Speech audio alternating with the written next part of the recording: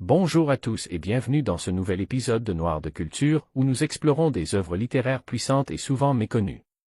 Aujourd'hui, nous partons à la découverte de Mongo Betty, le rebelle, un recueil de textes réunis et présenté par André Djiffak, avec une préface de Boniface Mongo Moussa. Ce livre, publié dans la collection Continent Noir, est une plongée dans l'univers d'un auteur rebelle, engagé et profondément humain. Nous vous lirons aussi des extraits marquants pour vous donner un avant-goût de cette pépite. C'est parti. Mongo Betty, le rebelle, est bien plus qu'un simple recueil. C'est un hommage à une voix littéraire qui a marqué son époque par son audace et son refus des conventions. André Djiffak a rassemblé ici des textes qui reflètent l'esprit frondeur de Mongo Betty, tandis que la préface de Mongo Moussa éclaire le contexte historique et culturel de son œuvre. Disponible gratuitement, ce livre est une occasion unique de découvrir ou redécouvrir un auteur essentiel, dont les mots résonnent encore aujourd'hui.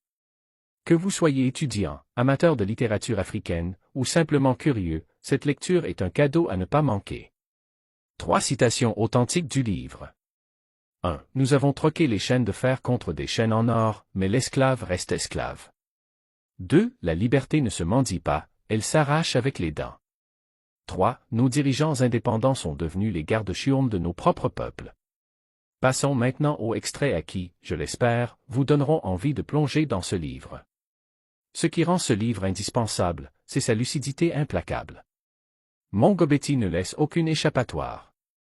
Voici ce qu'il dit de nos élites. Extrait lu. Je refuse de plier le genou devant ceux qui croient détenir la vérité.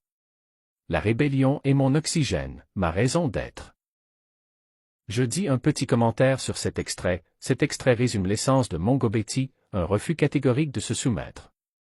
Son écriture est un coup de poing, une invitation à résister. Extrait lu. Dans l'ombre des villes, j'ai vu des visages oubliés. Leur silence criait plus fort que tous les discours. Je fais un petit commentaire. Ici, Mongo Betty se fait chroniqueur des invisibles. Son talent, c'est de transformer l'observation en manifeste politique et en poésie. Extrait lu. Il parle de développement tout en vidant nos mines et nos cerveaux. Quel développement? Celui de leur compte en Suisse. Je fais un petit commentaire. Cette phrase, écrite il y a 50 ans, résonne étrangement aujourd'hui, non? Extrait lu. Ils ont hérité de la canne du colon et croient que cela fait d'eux des hommes libres. Pathétique. Extrait lu. Demain appartient à ceux qui osent rêver autrement. Même les murs les plus hauts finissent par s'écrouler. Je fais un petit commentaire. Malgré sa réputation de rebelle, Mongo Betty croit en l'avenir.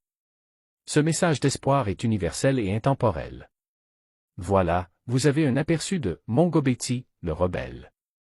Si ces extraits vous ont touché, n'hésitez pas à télécharger le livre gratuitement sur https://s799807f9confère73977.ginconte.com. À vous plonger dans l'ensemble des textes. Pour finir, je vous laisse avec cette question, en quoi la littérature peut-elle être un acte de rébellion aujourd'hui? Merci pour votre écoute, et à très bientôt sur Noir de Culture.